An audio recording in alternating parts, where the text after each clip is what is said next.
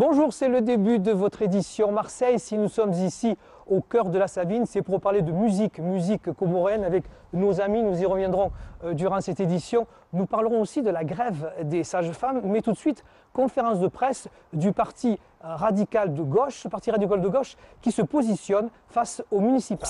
Marseille est la capitale des Comores en France, c'est bien connu. C'est notre ville qui accueille le plus grand nombre de Comoriens. Ce que l'on connaît moins, c'est la culture, la musique, la nourriture. Et c'est cela que les Comoriens vont nous faire découvrir.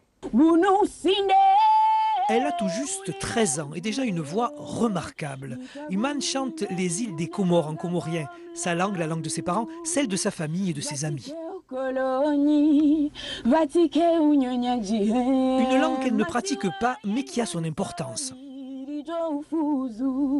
Ça va m'aider à toucher aussi mes grands-mères, mes grands-pères qui ne parlent pas la langue française que je parle tous les jours.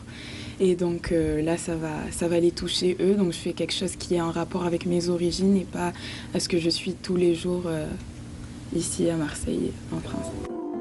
Au studio de la Savine, Iman pose sa voix. Sony, lui, est aux manettes.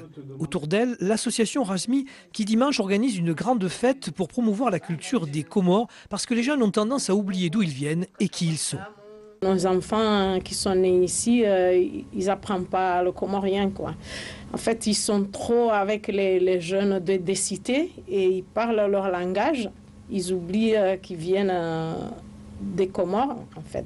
Alors que chacun doit conserver sa culture, sa langue. Iman défendra sa chanson lors d'un concours dimanche soir sur la scène de la Fiesta en compagnie de nombreux artistes comoriens confirmés. Cuisine, costumes seront aussi de la partie à 20h30 dans un lieu symbolique du mélange des cultures à Marseille.